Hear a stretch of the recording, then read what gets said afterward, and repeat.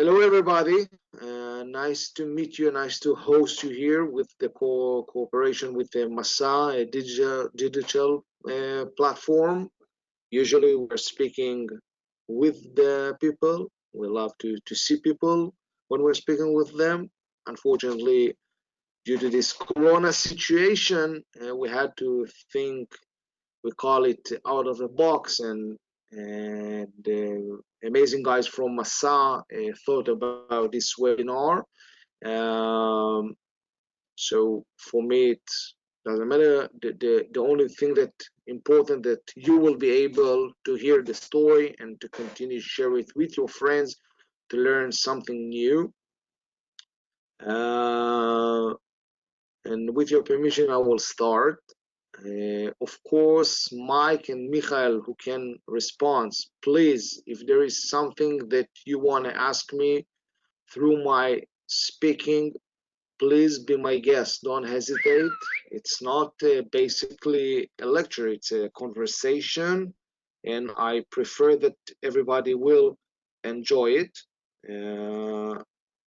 and will be able to start. Okay, Mike, it is good from you?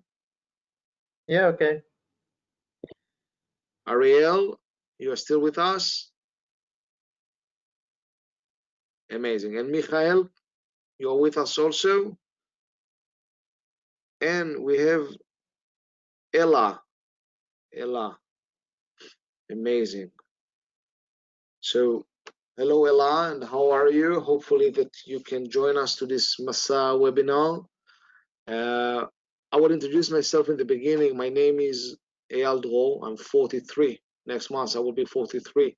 I'm married and have 3 wonderful children. I'm living in a small kibbutz in the north of Israel, kibbutz De Nehemia, near the city of Kiryat Shmona. I'm a Lieutenant Colonel Reserve. I served my country as an IDF officer in the last 24 years. The beginning of my service, I served in the COGAT, the Coordination of Government Activities and Territories, meaning I served from Gaza to Jenin through Bethlehem and Hebron, almost 19 years. And in the last 3 years of my service between 2016 to 2018, I had a huge privilege to establish a unit, a tactical unit, the Good Neighbor unit. We will speak about it later on. My unit was responsible for providing humanitarian aid to the Syrian people suffering from the civil war. So what we will do now in the next 40 minutes, I will describe you a little bit about the Syrian civil war, about the challenges of the state of Israel in those years between 11 to 19, 18, 19, 2011, 2018. And we shall start with your permission. I want you to all, Michael, can you see, you can see my presentation. Michael, Elaine, Ariel, can you see my presentation, please? Great. Yes, Ariel I can see. see it. Michael can see it. Michael can see it. Ella, can you see my presentation? If you can see it, please wave. Hopefully she can see it. And I want to read to you something in Arabic. This is why, an example why you will understand that my English is not so well. Arabic was my second language through my 24 years of service. This was the main tool to communicate with my neighbors from Gaza to Judea and Samaria, Jordan, Egypt, and Syria. And what is written here is Shukran Israel al-Musada wal-Hub. And the translation is thank you Israel for the help and for the love. It's a picture that a Syrian child drew dedicated to the state of Israel a few years ago. It's something that if you would ask all the Israelis a few years ago, it was behind even imagination, and it's become reasonable thanks to the operation that we will speak about it in the next minutes. First, or step by step, if we can take a look about the Israeli-Syrian border. So for 40 years, it was the silent border that Israel ever had. Since the end of the 73 war, and basically for a state that I assume that you can understand that have so much security challenges, it was amazing to know that such a long border, it's almost 100 kilometers of border from Mount Hermon till the border between Israel, Syria, and Jordan. It was quiet without any terror attacks. It means that the IDF, the Israeli Defense Forces, do not need to put a lot of resources on this border and can share it with other borders, the Lebanonian borders, the border with Gaza, Judea, and Samaria, etc.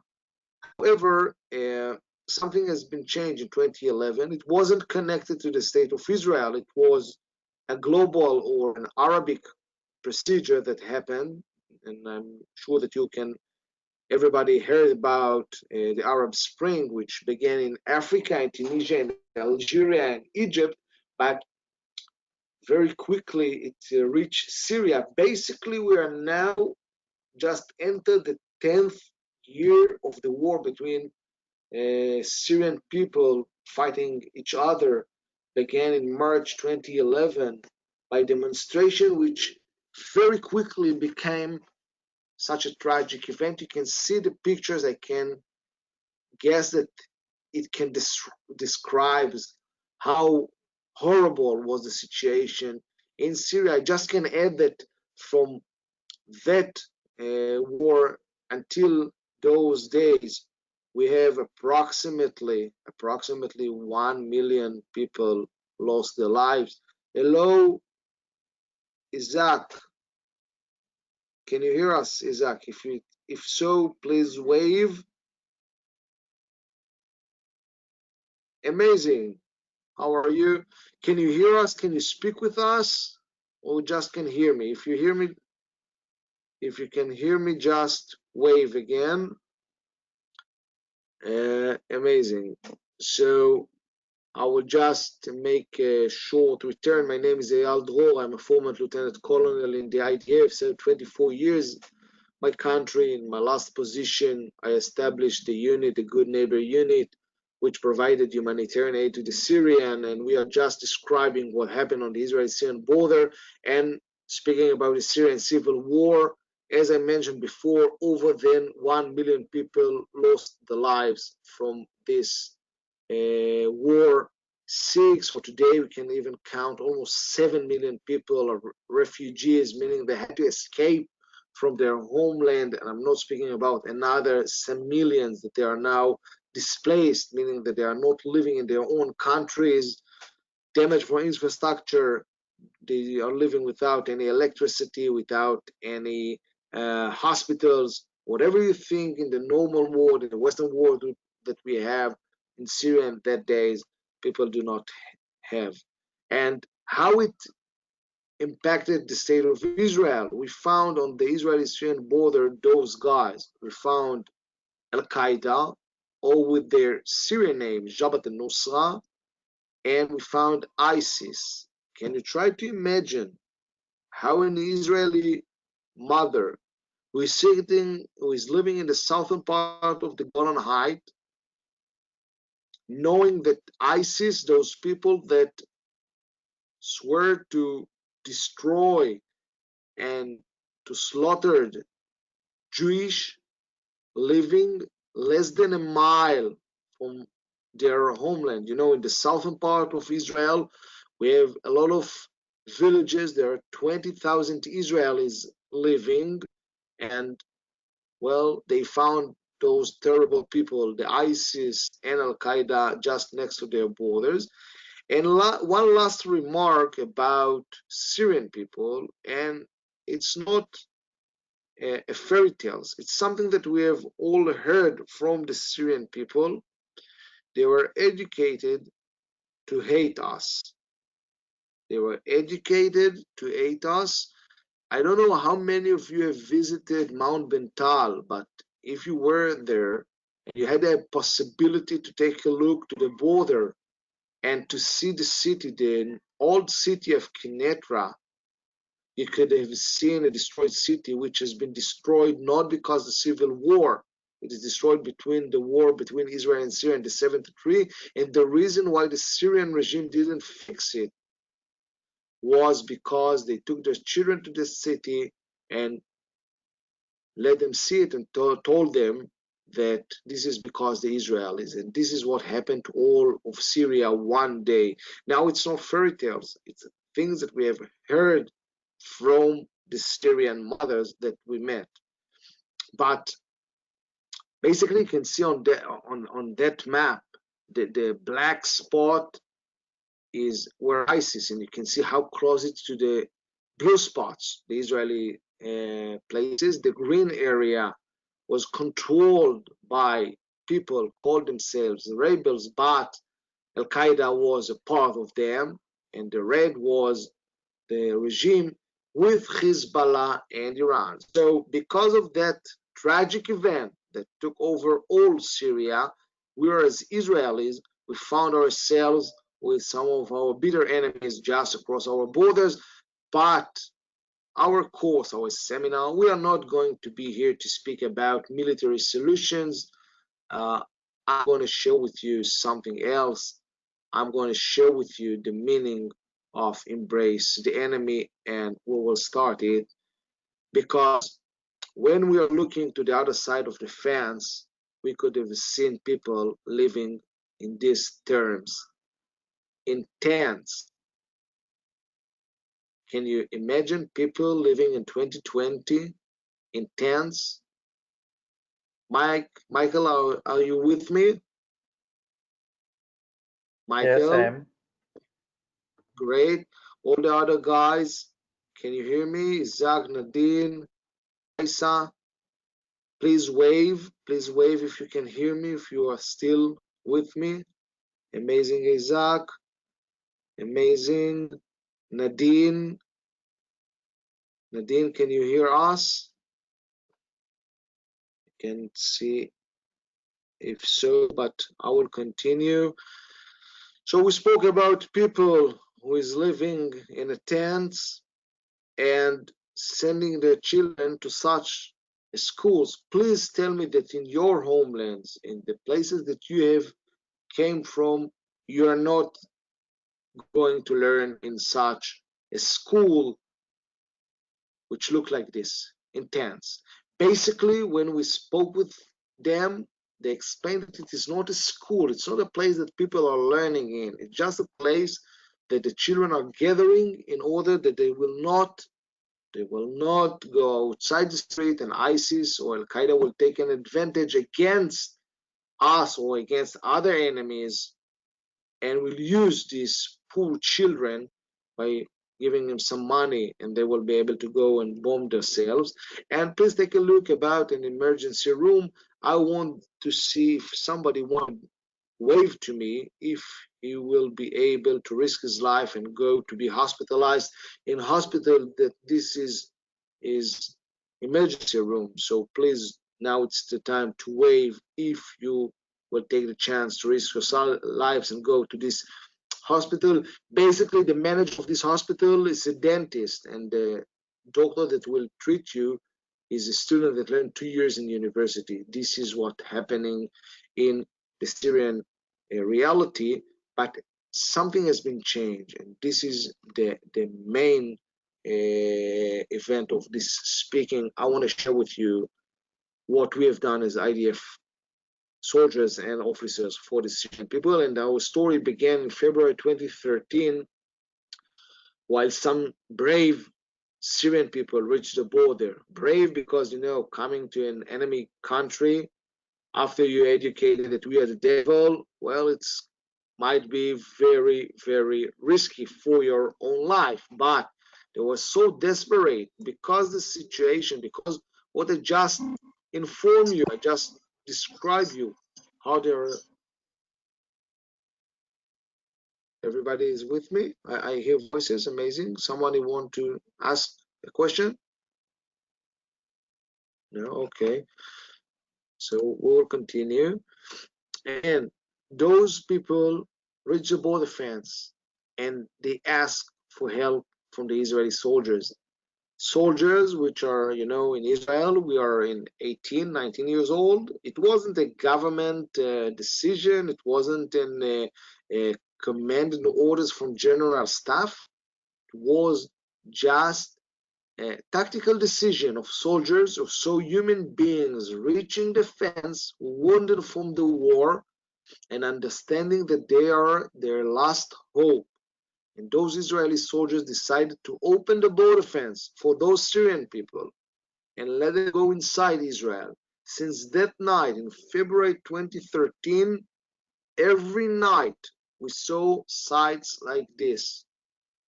4,500 people. Yeah, I can say it again. 4500, 4,500 wounded people. Now, when we are speaking about wounded people, it's not just warriors, because we have been blamed that we are taking care for warriors. When you will be able to see that picture on your right, this is a child, a 14 years old child. He reached the border fence with his twin brother and his family. Their home has been bombed, civil home that has been bombed by the airplanes of the regime, and they reached the border fence. His situation was so severe. I can tell you that it was one of my terrible nights, because what we saw there, it was so terrible to see people like in this condition. But we had to call a helicopter to take him to Tel Aviv. I'm sure that everybody here knows where is Tel Aviv. We had an helicopter to take him to Tel Aviv, because the hospital that we have in the north of Israel cannot handle with such severe wounded. So 4,500 people has been treated in Israel. And, when they came back to Syria, and some of them, it took them 6 months, 8 months, 10 months, it was regarding to their injuries.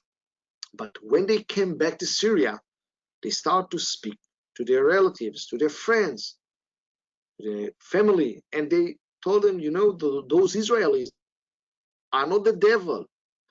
We were in Israel for a lot of months, and they treated us. Now, what is so amazing in the northern part of Israel, I think that some of you for sure can understand it. In the northern part of Israel, in the northern hospitals in Israel, in Ziv, in Nahariya, the majority of the staff is not a Jew. And this is what's so amazing in the state of Israel. We have Druze doctors and Muslim nurses and a Badu from the staff. So they're all speaking Arabic. They all communicate with the Syrian. And when the Syrian came back to Syria, they start to share the message that maybe Israel is not so bad, and they ask for more help. They ask for more help. And when they did so in 2016, the IDF decided to do some, I don't know, maybe strange thing, to establish a unit, a tactical unit, which its mission will be to think 24/7 about the enemy. Now, for me, it was a huge privilege to establish that unit. I didn't know at that time, as I told you before, I served in Gaza, in Hebron. I've never served in the Northern Command. I've never saw Syrian people in my life. Today, I can tell you proudly that it was the mission of my life, and the reason is because we had the possibility to help the people. Now, I will take you to this picture, and I will ask you to join me in one of the nights, and we operated in any condition. Again, I don't know how many of you are familiar with the fact that when you're living in the Golan Heights, in winter time, the nights can be very rainy and very coldy, but we didn't stop.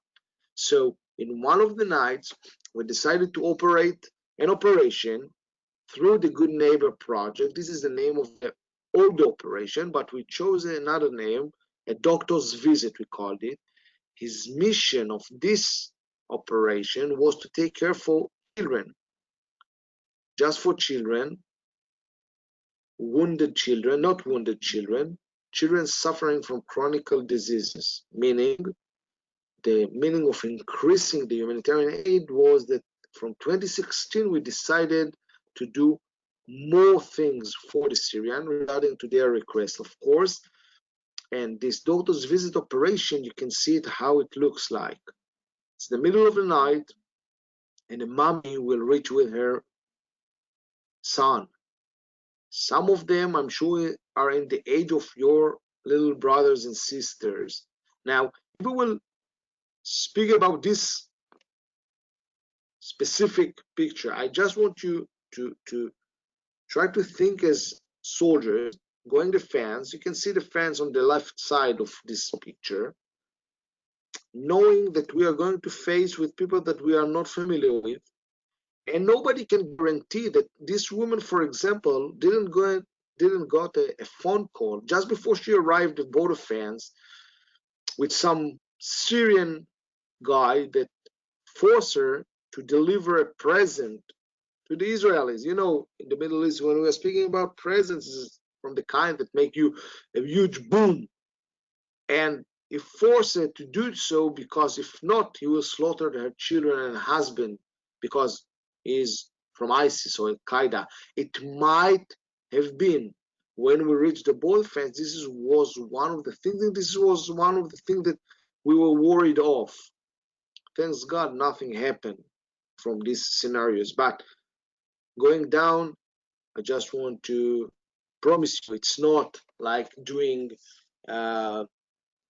travel on the park or near the sea. It's an operational, a tactical operation on the borders controlled by all the people that do not like the state of Israel. But what's amazing that because after we let them go inside and we took them in the buses, you can see me holding this little boy in my hands, and we took them to the Israeli hospitals. In the Israeli hospitals, we had the possibility to meet them, to hear a little bit about their stories. Now, if we are speaking about stories, I want to describe you a little bit about Syrian children. So you can look at this young boy, and I can tell you that he's a lucky guy. Why? Because he has something to wear to his legs. Can you imagine your little sisters and brothers moving in a rainy night barefoot? This was the situation of the Syrian children. And well, the smell was like a bonfire. And if you will ask me why, I can explain. Because when you're living in a tent and you don't have any electricity and you don't have the possibility to take a shower, well, first of all, you will light everything that you have. And when you don't have the possibility to take a shower, even not 1 2 weeks, you can guess what is the smell. And I will encourage you to look at these eyes of this lovely boy, reflecting nothing, loss of hope. Now, we're the Jewish people, when we are speaking about the Holocaust, something that we all can remember, it's that what kept the heroes of the Jewish people in the Holocaust time was just the meaning of hope. Can you imagine a child losing hope? What does it mean to lose hope? I will example. When I saw them running in the hospital because they had their time now in Iran and they fall down. Now I have my little boy is 5 years old. Just 3 weeks ago, because he was running, he broke his leg. So now we have we're isolated because the corona is all Israel, and we have a 5 years old boy with a cast on his leg for 3 weeks. But he was crying when those people, those children, when they were running and we saw them falling and they didn't cry. So we asked the mothers why they are not crying. And what they told us is because they know that nobody cares. Can you understand the meaning of a child not crying because nobody cares? Mike, can you hear me? Michael, can you hear me? Amazing. Please, if somebody with me, everybody that with me and hear what I've just said about the Syrian, please wave. Isaac, amazing. Mike, Michael, Ella, if you can wave. Okay, so this is something that we will have to check later on, but I hope that everybody can hear me. Now we are continue speaking about the Syrian children. So I don't want to ruin your day, but when I spoke with this child, and of course I spoke with him Arabic, and I asked him a simple question: when you will be adult, what do you want to choose? Now you are in the age, I think, most of you, that you are now planning and thinking about your future. I don't know if a 10 years old boy should know what he want to do when he will be older. My older girl, she's just fine. Well, she's changing her mind every time to time. She want to be a famous dancer, famous, now because of the corona, she want to be a famous doctor. You know, I prefer that she will be a famous officer in the IDF, but well, I have some negotiation with my wife about this issue. But this boy wasn't response to my question. And just after 3 times he told me with crying eyes that he will not be an adult, because this was the situation. And when I asked him why, he told me, because this is what happened to my friends. They have been killed in this terrible war. And you can see this beautiful girl who told me that she is running from place to place 12 times in the last 6 years. So this was our mission. You know, I'm a military guy, I'm an IDF officer. This was my mission, to take them to the doctors, to bring them to the Israeli hospitals. But regarding to what we just said, please, I wanted you to look at these pictures. We changed a little bit of protocols. Instead just sitting and waiting to the doctor's appointment, we play with them. I never thought that I would take this device and will find YouTube songs and give the Syrian children to hear some Arabic famous singer singing in Arabic, or we collected second-hand shoes in order that these girls and boys will not go back home barefoot. And we even, you can see a medical count, but I think that what you will be able to see now, it is why it was so important, because when we got this picture, smile of a child, it was amazing. To have the ability to take care for 1,400 children, to get 1,400 smiles, well, it doesn't matter if you're a Jew, it doesn't matter if you're an Israeli and there are Syrians, Muslims.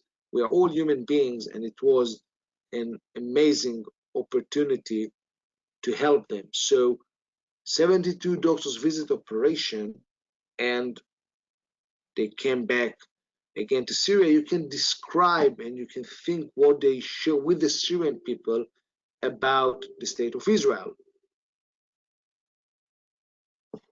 Now, the operation became bigger, and we had to have some, let's say, some colleagues. We had to take some money. Now, of course, when I'm an IDF officer, I cannot take money, but I can find NGOs, that non-government organizations that know how to do humanitarian aid, and to convince them to join to my project. One of them was the Friendships Unlimited. What was so unique, they weren't Jew, they were Christian. I think this is the first time in history that Jewish people, Christian people, and even Muslims people, yeah, we had some Muslim organization work together in order to save people. Now I can assure you that this was the first time in history while Jewish, Christian, and Muslims worked together under the command of an IDF officer, an Israeli officer, to save Muslims. They established this amazing facility. It was a daycare clinic, not surgeries, just a family doctor, a pharmacy. You know, you can just cross the street, even now in the corona's days, and take some antibiotics. In Syria, you don't have any antibiotics. And they opened this facility, and yeah, the Syrian people met doctors, 8,000 of them, 8,000 of Syrian people reached this facility. But I think, and we just spoke about the meaning of hope. So please see what does it mean of hope. Their children had the ability to play in this amazing facility.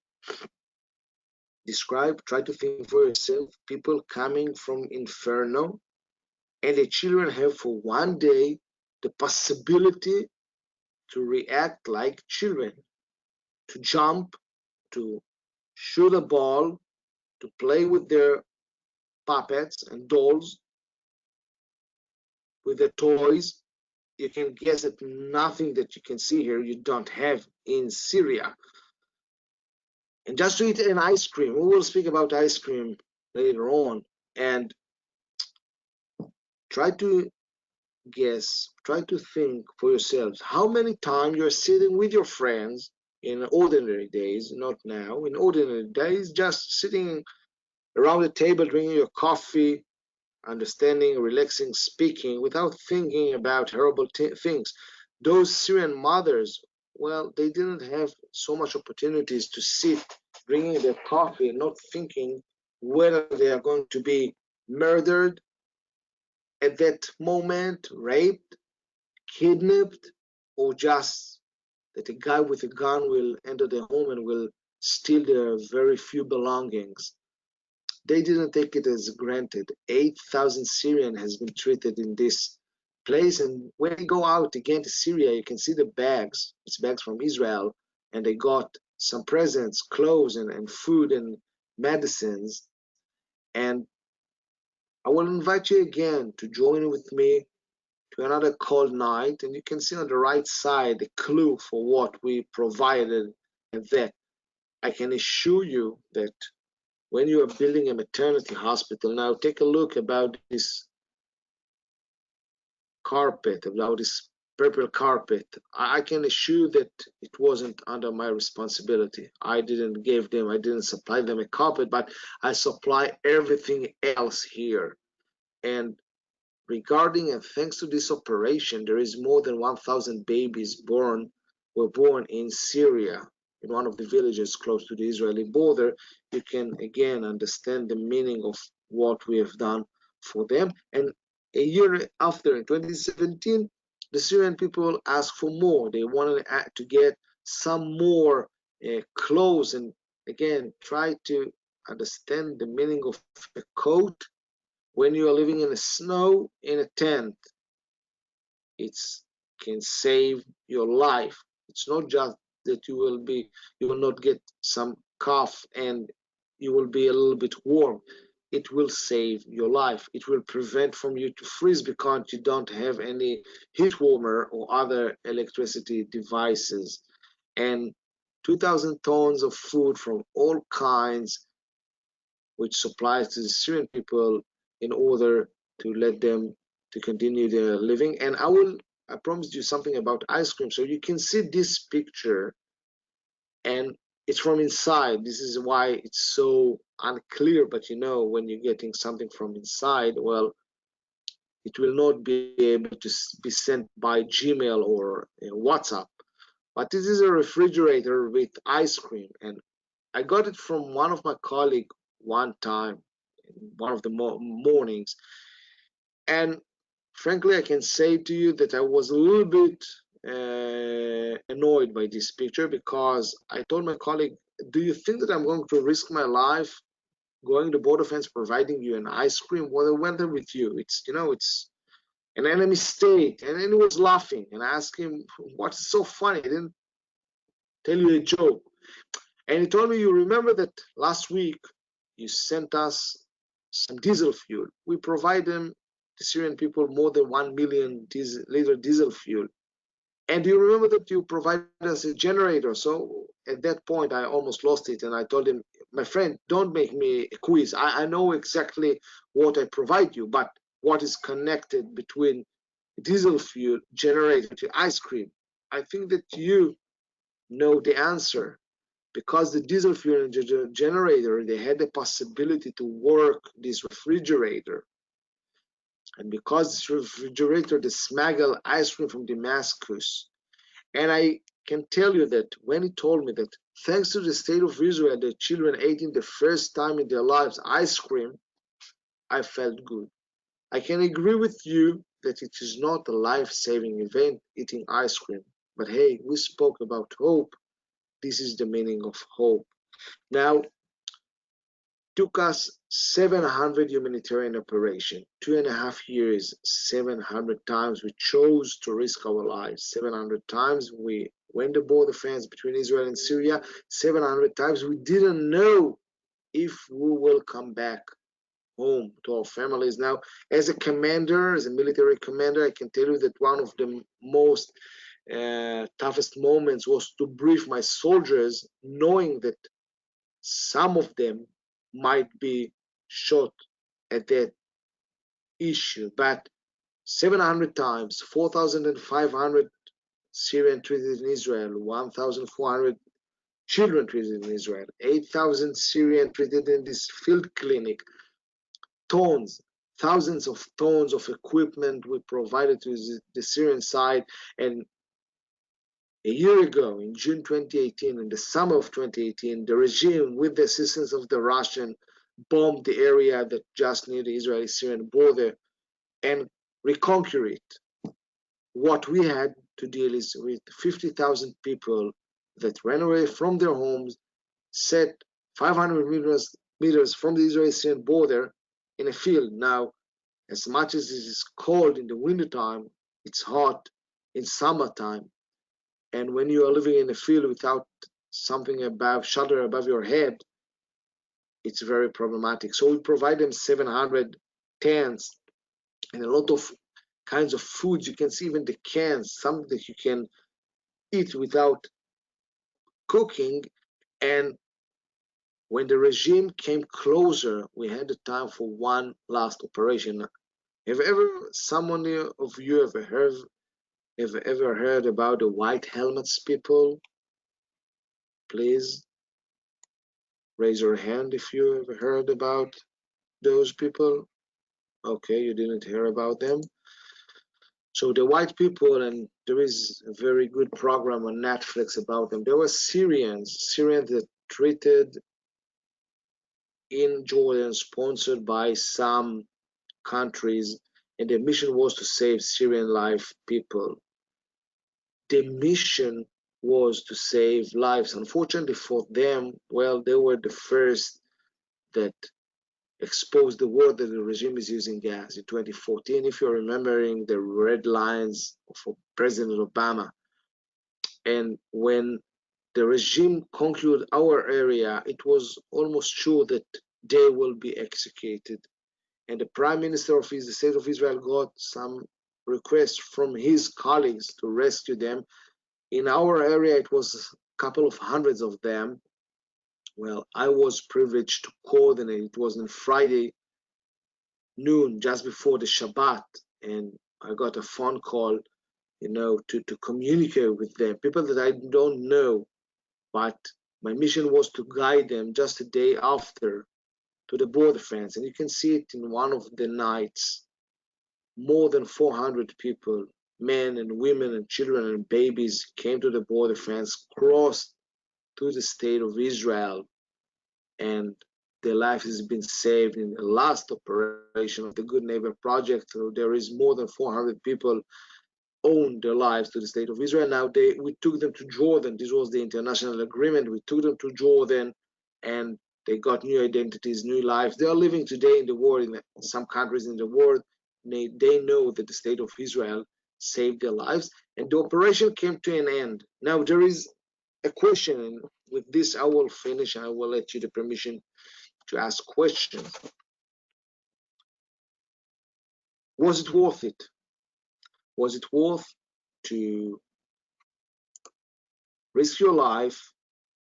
Was it worth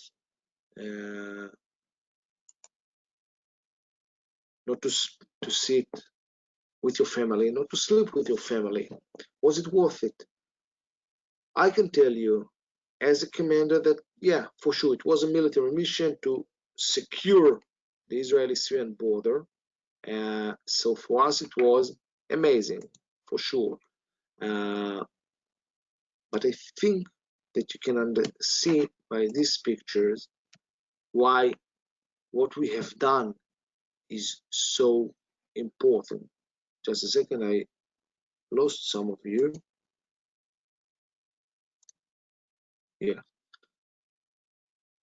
So you saw this in the beginning, and I want you try to read this letter.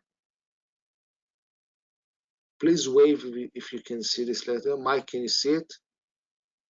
Isaac, can you see it? Mike, can you see it? Michael, can you see it? Michael? Yeah, I see it. Yeah. Amazing. Hopefully, Raisa and Stanislav also can see it. This is a letter written by a Syrian mother, and she's saying thank you, the state of Israel. And I want you try to hear what this guy is speaking. He's speaking, of course, Arabic. I will translate it in a second.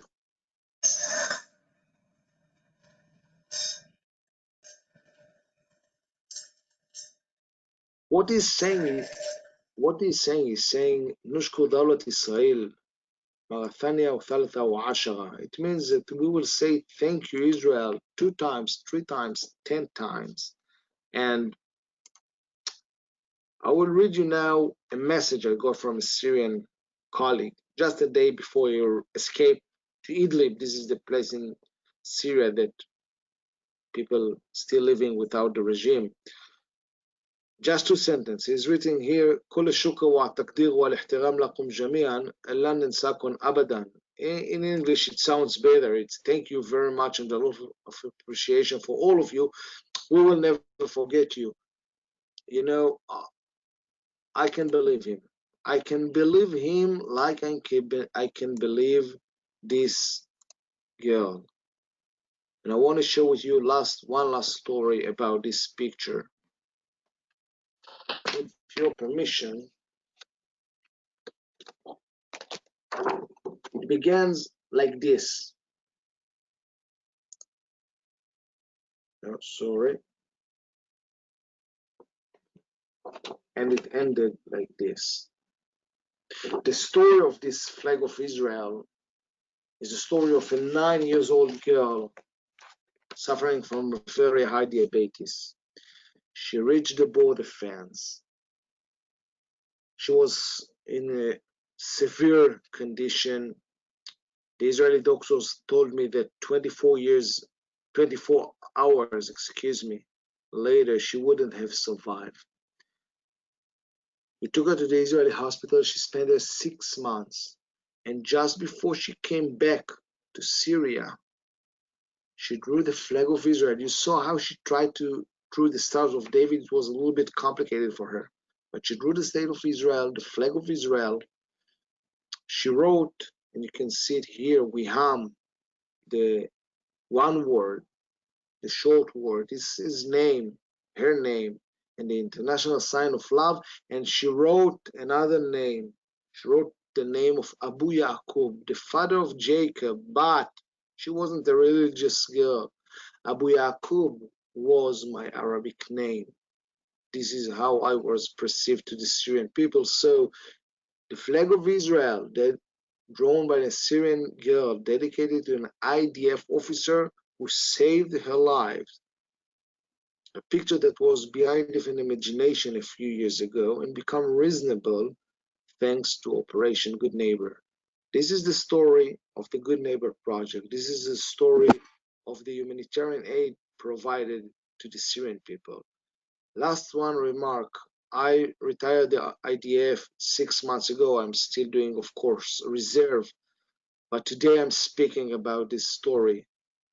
In that time, this moment, I had to be in Chicago, but it was delayed because of the corona. I was in California, I was in San Antonio, I was 2 times in the UK. I'm sharing this story. I think as a person that it is very important for people, and it doesn't matter if they are Jewish people, Christians, or Muslims, to become familiar a little bit about what the state of Israel did for the Syrians, for the people who is living in an enemy country. And I will be very grateful for you if you will follow my Twitter or Facebook. And if everybody here will share it just with one friend. Of course, there is a lot of in the web, there is some programs, interviews about the Good Neighbor Project, so you can learn a little bit more. But again, I will be appreciated if you will become my ambassadors and helping me sharing this message to the world. So thank you very much for the brave people who stay with me. If you have questions, Mike, I can hear you. I think that you're the only guy that I can hear him. So if you have a question, please ask it and I will answer for the all. You have my phone number. So Ella and Raisa and Stanislav, if you have something that you want to ask me, please send me a WhatsApp or an SMS and I will reply it, of course. So Mike, please be my guest. Thank you all. Yeah. Thank you very much for all that you said. I think that you're a nice person, first of all. And my question is, how many people went back to Syria after you treated them? So basically, all the Syrian people came back to Syria. It was the 4,500 wounded and 1,400 children. In addition, everybody was accompanied by their mothers. It means that approximately 7,500 Syrian entered the state of Israel and 8,000 entered the field clinic, which was behind the fence. But everybody got back to their homes. Some of them stayed here months, 10 months. The children in the doctor's visit, it was a daily operation, but everybody came back to their home, to Syria.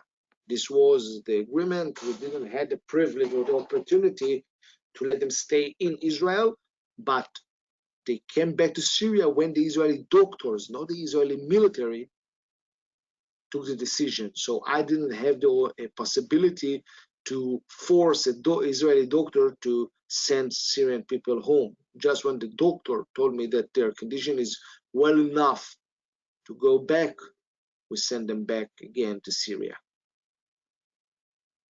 Okay, I get it. Thank you. Another question? No, I don't have it right now, but thank you very much. You're I want to welcome. Enjoy. subscribe to Facebook Oh, and tell my friends about you. it will be a huge service and a privilege if you will do so. And you have my phone, so if you need something, you can reach me. Thank you very much, Raisa, Stanislav. Thank you all very much. Enjoy your staying in Israel, or if you're now abroad. And I will be happy to continue speaking with you. And if you have any further future questions, please don't hesitate it. Thank you very much, my friends. Goodbye. Thank you. Bye.